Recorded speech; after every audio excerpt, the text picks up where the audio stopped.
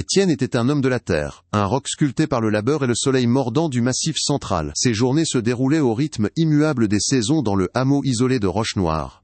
Un lieu où les traditions pesaient plus lourd que les pierres des maisons. Ses mains, calleuses et puissantes, ne connaissaient que le contact rugueux du bois de la charrue et la fraîcheur de la terre fertile qu'il retournait chaque année. Il vivait en symbiose avec son champ, une parcelle de terrain qui, sous ses soins, donnait les récoltes les plus abondantes de la région. Cette réussite nourrissait en lui un orgueil silencieux mais tenace, une certitude de dos, être maître de son destin et de son domaine, bien au-delà des superstitions qui hantaient l'éveillé. Au cœur de sa propriété, presque comme une cicatrice sur la terre, se trouvait un vieux puits. Sa margelle de pierre était usée par les siècles, et son ouverture béante était scellée par un lourd couvercle de bois vermoulu.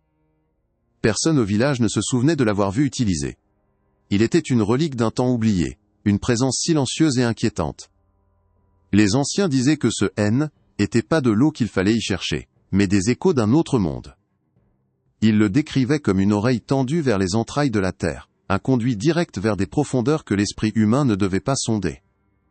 Pour eux, le puits N n'était pas un simple trou, mais une entité qui écoutait, et, parfois, répondait. Les avertissements des anciens étaient aussi réguliers que le son du clocher. « Ne prononce jamais le nom de l'ennemi près de ce trou », lui répétait-on avec un sérieux qui aurait dû l'alerter. Surtout pas par 3 fois. C'est une invitation que les ténèbres ne refusent jamais. Étienne accueillait ces conseils avec un sourire méprisant, les balayant d'un revers de main comme de simples fables pour effrayer les enfants et les esprits faibles. Il se croyait à l'abri de ses peurs ancestrales, protégé par la force de ses bras et la clarté de son esprit rationnel. Pour lui, la seule chose qui sortait de la terre était le fruit de son travail, et non des créatures de cauchemar. Un soir d'automne, après une vendange si exceptionnelle qu'elle semblait presque miraculeuse, l'arrogance d'eau, Étienne, enivré par le vin nouveau, atteignit son paroxysme. Le sang lui brûlait les veines d'une confiance aveugle. Sous une lune blafarde et d'une pâleur maladive, il quitta la chaleur de sa maison, une lanterne à la main, et se dirigea d'un pas délibéré vers le puits maudit. Les ombres des arbres déformés par le vent semblaient danser à ses pieds, tentant de le retenir, mais il les ignora. Un défi absurde germa dans son esprit. Il allait prouver à ces fantômes invisibles, et surtout à lui-même, que sa volonté était la seule loi sur ces terres. Arrivé devant la margelle, il posa sa lanterne et, avec un effort qui fit craquer ses muscles, il écarta le lourd couvercle de bois. Une bouffée d'air glacial et humide échappa des profondeurs, portant une odeur de terre morte et de pourriture millénaire. L'odeur seule aurait dû suffire à le faire reculer, mais son orgueil était un mur infranchissable. Il se pencha au-dessus du vide noir, fixa l'obscurité insondable, et, d'une voix forte et assurée, il lança son premier défi. « Diable !» cria-t-il. Sa voix se perdit dans la nuit, et pour toute réponse, il n'eut que le chant monotone des grillons, et le murmure du vent dans les feuilles. Un sourire narquois se dessina sur ses lèvres. Le silence qui suivit son appel renforça sa conviction. Il n'y avait rien, absolument rien. Empli d'une assurance renouvelée, il se pencha de nouveau et hurla une deuxième fois, avec encore plus de force et de mépris. « Diable !» Cette fois, la réponse fut immédiate. Un vent soudain et violent, venu de nulle part, s'engouffra autour de lui, et souffla la flamme de sa lanterne, le plongeant dans une obscurité presque totale, seulement percée par la lueur blême de la lune. Un frisson involontaire parcourut son échine, mais il le chassa aussitôt, l'attribuant au froid de la nuit. Il n'allait pas s'arrêter si près du but. Aveuglé par son entêtement, il puisa dans ses dernières forces pour lancer son ultime provocation. Son troisième appel fut un cri rauque, un véritable rugissement de défi qui déchira le silence de la campagne. « Diable !» Le son sembla tomber dans le puits comme une pierre, s'enfonçant dans les profondeurs. Puis, un instant plus tard, un écho remonta. Mais ce N était pas le son de sa propre voix qui lui revenait. Était un murmure guttural, une vibration grave et ancienne, qui semblait gratter les parois du puits en remontant vers lui. Ce N était pas un son de ce monde, et il comprit, dans le froid glacial qui venait de saisir son âme, qu'il avait reçu une réponse. Dès le lendemain, une fissure apparut dans le tissu de la réalité d'eau. Étienne. Le monde qu'il connaissait, solide et prévisible, commença à se déliter subtilement. L'eau qu'il tira de son puits de cuisine, et non de celui qu'il avait profané, avait un goût étrange, une amertume métallique, qui rappelait le soufre. Ces bêtes, d'ordinaire si dociles, refusèrent de s'abreuver, reniflant l'eau avec méfiance avant de reculer en secouant la tête. Étienne jeta l'eau, la remplaça, mais le goût persista, comme si la corruption était infiltrée dans la source même de sa vie. Était un premier signe, une note discordante dans la symphonie familière de sa ferme, un avertissement silencieux que les fondations de son monde étaient désormais instables. La nuit venue, le silence de la campagne ne fut plus un réconfort, mais une toile de fond pour une peur grandissante.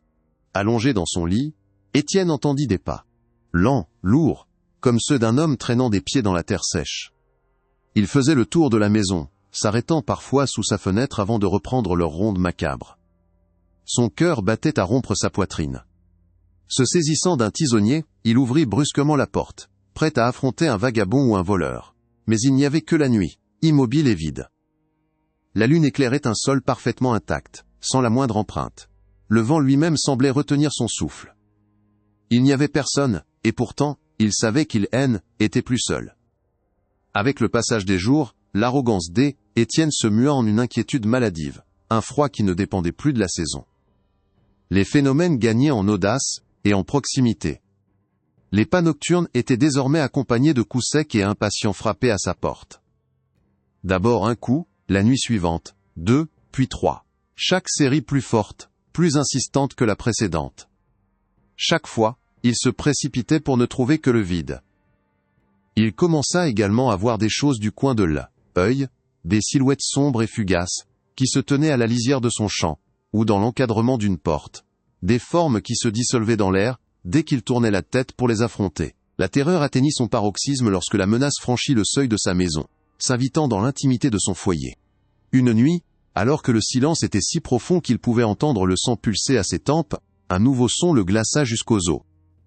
Ce n'était pas un coup à la porte, ni un pas à l'extérieur. Était un bruit de grattement, rythmé et délibéré, comme des ongles raclant la pierre. Il se redressa dans son lit, tendant l'oreille, essayant désespérément de se convaincre qu'il s'agissait de rats. Mais le son était trop fort, trop régulier.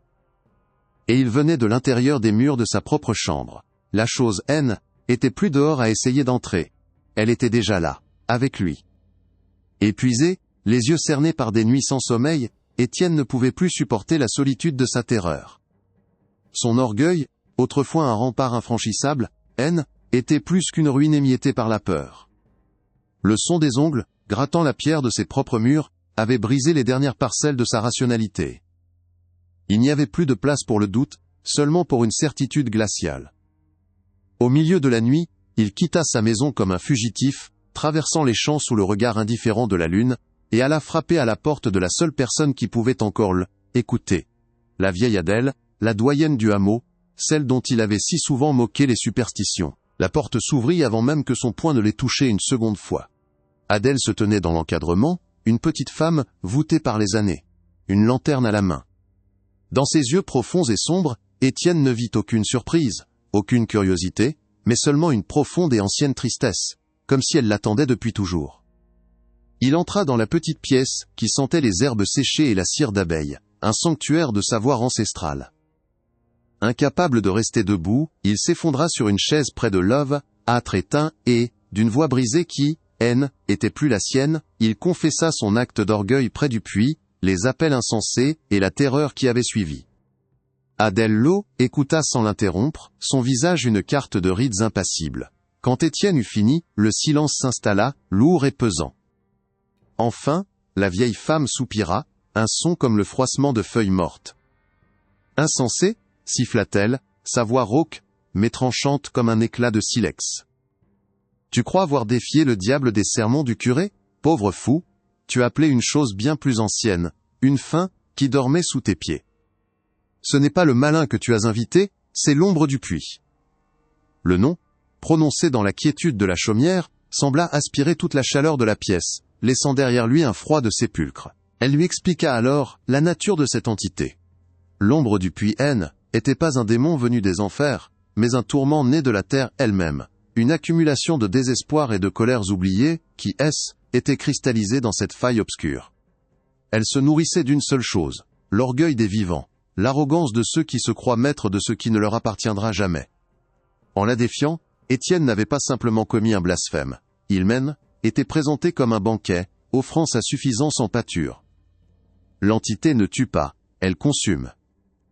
Elle dépouille sa victime de sa volonté, de sa raison, jusqu'à ce qu'il ne reste plus qu'une coquille vide qu'elle peut entraîner dans la boue éternelle. Le regard d'Adèle se fit plus perçant, clouant Étienne à sa chaise. « Elle t'a marqué », dit-elle d'une voix basse et grave. Les pas, les coups à la porte, les grattements. Ce ne sont pas des caprices de fantôme. C'est un rituel. C'est sa manière de te défaire, de t'effilocher l'âme, avant de la prendre. Elle a goûté à ton arrogance. Et maintenant, elle vient réclamer son dû. Un frisson mortel parcourut Étienne lorsqu'elle prononça l'avertissement final. Elle viendra te chercher à la 3e nuit, après le dernier coup que tu as entendu. Il ne te reste que très peu de temps pour te préparer. Car cette nuit-là, elle ne frappera plus à la porte. Elle entrera. La 3e nuit tomba sur Rochenoir comme un linceul. L'air était immobile et lourd, chaque son étouffé par un silence anormal qui pesait sur la campagne. Dans sa petite maison de pierre, Étienne attendait.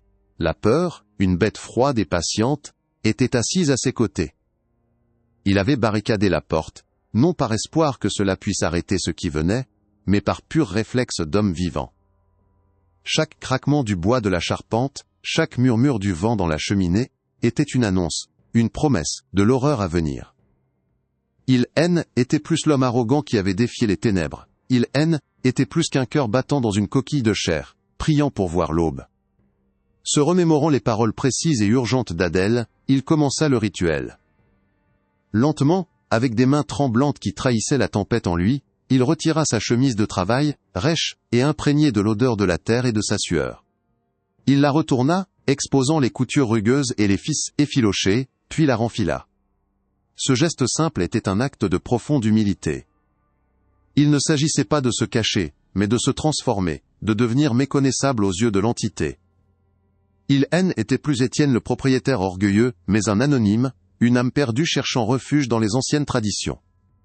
La toile grossière contre sa peau était un rappel constant de sa vulnérabilité. Puis vint le second geste, celui qui ancrait l'esprit au corps par la douleur. Suivant l'instruction de la vieille femme, il porta son petit doigt à sa bouche, et le mordit avec force. Une douleur vive et fulgurante irradia dans sa main, et un instant plus tard, le goût métallique et chaud de son propre sang emplit sa bouche. C était un ancrage brutal à la réalité, un saut de chair et de sang contre l'immatériel. Cet acte affirmait sa nature mortelle, sa place dans le monde des vivants, en opposition directe avec la nature froide et morte de ce qui l'attendait. Il maintint la pression, la douleur servant de phare dans la mer de terreur qui menaçait de le submerger. À l'instant précis où l'horloge du village aurait dû sonner minuit, un silence encore plus profond s'installa. Puis, la porte de sa maison pivota sur ses gonds, lentement, sans le moindre bruit. Nul grincement, nul craquement, juste une ouverture silencieuse et inexorable sur la nuit. Un souffle d'air glacial, un froid sépulcral, qui n'appartenait à aucune saison, se déversa dans la pièce. La petite flamme de sa bougie vacilla violemment avant de éteindre, comme si la vie elle-même était aspirée. La chaleur du foyer sembla reculer, dévorée par ce gel venu des profondeurs de la terre. Étienne, les yeux fermés, sentit le froid pénétrer ses vêtements et glacer sa peau. Ce qui entra n'avait pas de forme, pas de silhouette. C était une obscurité plus dense que la nuit, un vide qui semblait absorber la lumière et le son. Une présence palpable et suffocante qui faisait vibrer l'air de la pièce. Elle ne marchait pas, elle coulait sur le sol en pierre se répandant comme une marée de néant. Étienne sentit son poids oppressant sur sa poitrine, une pression qui lui coupait le souffle et faisait battre son cœur à un rythme chaotique et douloureux. Il savait, sans avoir besoin de le voir, que l'ombre du puits était là, dans sa maison, venue réclamer l'âme qu'elle avait marquée de son sceau invisible. Alors, les murmures commencèrent. Ils ne venaient pas d'un point précis de la pièce, mais semblaient naître directement dans son esprit. Des voix douces et persuasives lui promettaient tout ce que son orgueil avait toujours désiré. Des récoltes si abondantes que la terre emploierait, le respect et la crainte de tous les hommes, une vie sans labeur et sans faim. Ouvre seulement les yeux, Étienne, susurrait la voix, sinueuse et tentatrice. Regarde-moi. Accepte ce que je t'offre. Tu as prouvé ta force en m'appelant. Tu mérites ta récompense. Ces 7 étaient un poison sucré, une attaque non pas contre son corps, mais contre les ruines de son arrogance. Étienne serra les paupières jusqu'à s'en faire mal, la douleur dans son doigt mordu devenant son unique certitude. Il se refusa à écouter les promesses mensongères, et d'une voix tremblante mais audible, il commença à réciter les mots qu'Adèle lui avait enseignés. C était une ancienne prière, une litanie dans un patois rocailleux, et presque oublié que les gens de la montagne ne chuchotaient plus que pour éloigner la fièvre et le mauvais œil. Les mots étaient étranges sur sa langue, durs et gutturaux, mais il sentait leur poids, leur pouvoir ancestral. Chaque syllabe était une pierre jetée dans les ténèbres, un rempart fragile érigé contre la fin de l'ombre. L'entité réagit aussitôt. Le doux murmure cessa, remplacé par un sifflement de frustration, un son qui mêlait le froissement de milliers de feuilles mortes, et le crissement aigu du verre brisé. La pression dans la pièce s'intensifia, et l'air devint si froid, qu'Étienne sentit le givre se former sur sa barbe. La prière était une arme, une lumière insupportable pour cette créature des profondeurs. Comprenant cela, il continua, sa voix gagnant en force, en conviction. Ilen Sindi était plus un homme terrifié, mais le dernier maillon d'une chaîne de croyances, le porteur d'un savoir qui refusait de mourir. Il déversait les mots anciens dans la pièce comme un torrent purificateur. Sentant que ses ruses verbales échouaient, l'ombre se mit à tourner autour de lui. Il sentit son passage comme un déplacement d'air glacial, une caresse mortelle. Puis, un effleurement. Un contact si froid qu'il lui brûla la peau à travers sa chemise. Ce haine n'était pas le contact de la chair, mais celui du vide, du gel d'outre-tombe. Une sensation qui semblait vouloir lui arracher la chaleur vitale du corps. La terreur menaça de le paralyser, de lui faire oublier les mots. Mais il tint bon, s'accrochant à la douleur de son doigt et au rythme de la prière, tandis que la présence impie continuait sa ronde macabre, cherchant la moindre fissure dans sa défense. Alors qu'il sentait sa volonté faiblir, sa voix devenir un murmure rauque, une ligne de lumière pâle et fragile traversa la pièce. Un unique et timide rayon de soleil, le premier messager de l'aube, venait de percer l'obscurité à travers une fente du volet. Pour l'ombre, cette lumière fut comme un coup de fouet. Un hurlement strident, un son de déchirement et de colère pure, retentit dans la maison. L'obscurité se rétracta avec une violence inouïe, aspirant le froid avec elle. En un instant, elle fut partie, comme si elle avait été avalée par le sol. Étienne, tremblant et couvert d'une sueur glacée, continua de prier, les yeux fermés, jusqu'à ce que la pleine lumière du jour inonde la pièce. Quand il osa enfin ouvrir les yeux, la pièce était baignée d'une lumière matinale, douce et sans pitié. Le froid était retiré, laissant derrière lui une humidité anormale qui perlait sur les murs de pierre. Tout était à sa place, la table, la chaise, le kétui, âtre éteint. Rien n'avait été brisé. Rien n'avait été déplacé. Pourtant, l'espace semblait violé, souillé par une présence qui avait laissé une empreinte invisible mais indélébile. Étienne resta immobile pendant un long moment, son corps secoué de tremblements incontrôlables. Une fatigue plus profonde que l'os, une lassitude de l'âme, était abattue sur lui. Il avait survécu à la nuit, mais il sentait avec une certitude absolue qu'une partie de lui était morte dans cette obscurité glaciale. Lentement, comme un vieillard, il se leva et sortit de sa maison. Le monde extérieur était le même. Le soleil se levait timidement derrière les collines, le coq chantait au loin, et une brume légère flottait au-dessus de son champ. Mais pour Étienne, rien était plus pareil. Son arrogance, autrefois un feu qui le réchauffait de l'intérieur, était plus qu'un tas de cendres froides. Il ne voyait plus sa terre comme un royaume à dominer, mais comme une fine croûte, posée sur des profondeurs insondables et affamées. Son regard fut inévitablement attiré par le puits maudit, au loin. Il n'y avait plus de défi dans ses yeux, seulement une terreur pure et respectueuse. La cicatrice qu'il portait était pas sur sa peau, mais gravée sur son âme. Dans les jours qui suivirent, les gens de Rochenoir virent le changement. L'homme fier et bruyant était devenu silencieux, son dos courbé non par le travail, mais par un poids invisible. Sa première action dès qu'il retrouva un semblant de force, fut de sceller le puits. Il n'utilisa pas un simple couvercle de bois. Avec l'aide de personne, il y traîna les plus grosses pierres qu'il put trouver, les cimentant avec de la chaux et de la terre, construisant une tombe sur cette bouche ouverte sur l'inconnu. Il travailla sans dire un mot, sous le regard curieux des autres villageois. Il ne leur donna jamais d'explication, mais son visage hagard et la frénésie de son labeur étaient un avertissement plus puissant que n'importe quel sermon. Étienne ne retrouva jamais complètement la paix. Chaque nuit, le moindre craquement le faisait sursauter, et il ne put plus jamais supporter l'obscurité totale. Il vécut le reste de sa vie comme un pénitent, un homme qui avait regardé dans le vide, et que le vide avait regardé en retour. Son histoire, d'abord chuchotée entre les maisons, devint une légende, une leçon gravée dans la mémoire collective du hameau. L'orgueil d'un homme avait failli le coûter son âme, et sa survie n'était pas une victoire, mais un rappel constant de la fragilité de l'homme face aux anciennes lois qui régissent le monde. Le puits était scellé, mais l'ombre, elle, attendait patiemment sous la terre, car elle savait que l'orgueil est une graine qui repousse toujours. L'histoire d'Étienne n'est pas qu'un simple conte pour effrayer les enfants lors des longues veillées d'hiver. C'est une cicatrice dans la mémoire de la terre, une leçon écrite avec la sueur froide de la terreur, et la cendre d'un orgueil consumé. Il a survécu, oui, mais l'homme qu'il était est mort cette nuit-là, remplacé par une coquille silencieuse dont le regard restait à jamais fixé sur des abîmes invisibles. Son existence devint un avertissement vivant, un rappel constant que certaines portes ne doivent jamais être ouvertes, et que des fins anciennes dorment juste sous la surface de notre monde rationnel. Son champ a peut-être continué à donner des récoltes, mais l'âme de celui qui le labourait était devenue stérile, fauchée par l'ombre qu'il avait lui-même invitée. Alors écoutez attentivement, vous qui croyez que ces histoires ne sont que des superstitions d'un autre âge. Retenez les règles, car elles sont votre seule défense contre ceux qui écoutent dans le noir. La première et la plus importante est celle-ci. Ne défiez jamais les lieux anciens avec arrogance. Un puits abandonné, une grotte silencieuse, un carrefour isolé sous la lune ne sont pas de simples parcelles de terre. Ce sont des seuils, des oreilles tendues vers des profondeurs que vous ne pouvez sonder. Votre orgueil est une offrande, un parfum qui attire des prédateurs, dont l'existence même est un démenti à votre modernité. Respectez le silence de ces endroits, car ce silence n'est jamais vide, il est plein d'une patience millénaire. La deuxième règle concerne le pouvoir des mots. Les noms ont un poids, une résonance dans des mondes que vous ne voyez pas. Prononcer le nom d'une entité malveillante, surtout par 3 fois, n'est pas un acte anodin. C'est un rituel.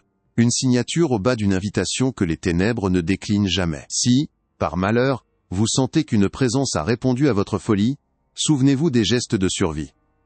Confondez-la en portant vos vêtements à l'envers, pour ne plus être celui qu'elle a marqué. Ancrez-vous au monde des vivants par la douleur, en mordant votre chair pour sentir le sang, affirmant ainsi votre nature mortelle. Et priez, non pas avec les mots appris, mais avec ceux du fond des âges, car ils sont un bouclier. Enfin, ne croyez jamais que le danger est passé pour de bon. Étienne a scellé le puits, mais il n'a fait que fermer une porte. L'ombre du puits n'a pas été vaincue. Elle a simplement été repoussée. Elle est retournée dans sa boue obscure, patiente, car elle sait que l'orgueil humain est une ressource inépuisable. Elle attend le prochain esprit fort, le prochain homme ou la prochaine femme convaincu que les légendes ne sont que des fables. Elle attend celui qui rira des vieilles peurs. L'histoire d'Étienne est un manuel de survie, mais c'est aussi une prophétie. L'ombre a faim, et elle attendra. Assurez-vous simplement de ne pas être son prochain festin.